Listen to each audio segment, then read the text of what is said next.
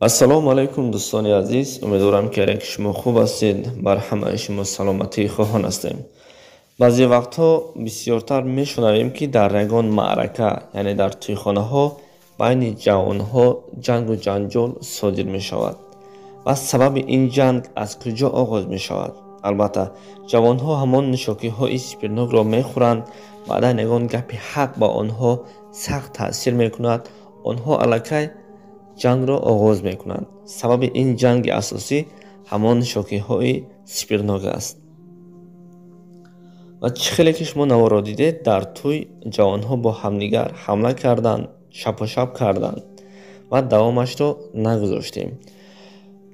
боз як чизро фаромӯш набояд кард ки агар як дагон деҳае ё ин ки дар ягон қишлоқе як дуконе бошад ки дар он ҷо фақат нишокиҳои сипирнок фурӯхта шавад, сабаби пеш рафтани ӯ дукон киҳо мешавад? албатта мо мешавем.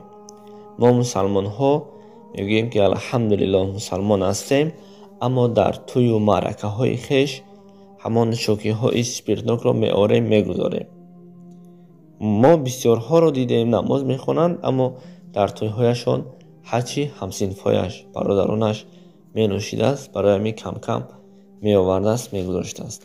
мо харидорӣ мекунем, баъдан албатта ки ӯ дуконе ки нӯшокии сипирнок фурӯхта мешавад чӣ кор мекунад?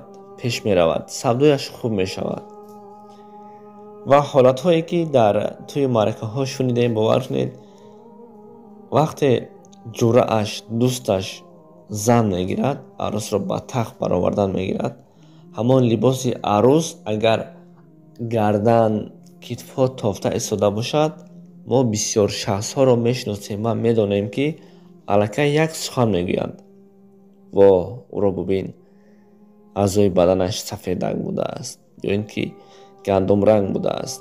фикр накунед ки шумо ӯ дӯстое ки дар баъри шумо ҳаст фақат ба шумо нигоҳ мекунаду чашмҳояшонро аз завҷаи шумо, аз ҳамсари шумо дур мегардонад.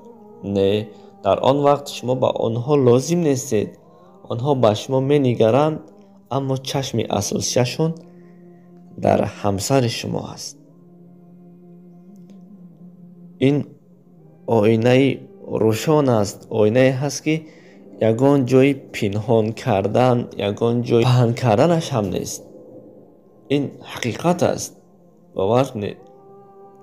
мега ҷавоне рӯзи тӯяш ҳангоми ҳамсинфҳояш, ҳангоми дӯстонаш ба назди арӯс мераванд ва арӯсро мебинад ки либоси барахна дорад, яъне ки гардану китфҳо тофта истодааст.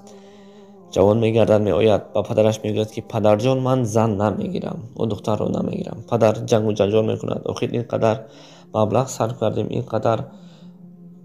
ҷавон мегӯяд ки бале, маблағ сарф кардем, бо маблағ ору номус ғурурро харида наметавонем. ман ба ӯ зан гуфта будам ки либоси ин барахна напӯш, аммо пӯшидааст. аз ҳамин сабаб ба хотири чӣ гуфта пурсиданд? гуфт бо ҳамроҳи дӯстонам ба як тӯе рафтем. як дӯстамон гуфт: оҳ, бубин арӯсро, аъзои баданаш сафедак будааст, кош як бор ҳамон аз баданҳояш, яъне ки аз гардану аз китфҳояш буса мекардам. он ҷавон ҳамин суханро шунидааст, ҳамон сухан дар гӯшаш ҷо гирифтааст ва имрӯз ҳолатеро диду баъдан тӯйро чӣ кор кард? қатъ намуд, яъне ки отказ кард. аз ҳамин сабаб бисёри ҷангу ҷанҷолҳо, бисёр ҳолатҳое ки байни ҷавонҳо мешавад дар тӯйҳо, ана ҳамин чиз аст. бародарони азиз, бо пул, бо мол ҳама чизро харида мешавад, аммо номусро, ғурури мардиро харида намешавад. аз ҳамин сабаб бисёр таъкид бошед. бисёр дӯстҳое ҳаст ки ҳама фаршивӣ ҳастанд, ҳама ба завҷаи шумо нигоҳ мекунанд, ҳама ба молу давлати шумо дар канори шумо ҳастанд. аллоҳ нигаҳбони ҳар яки шумо бошад.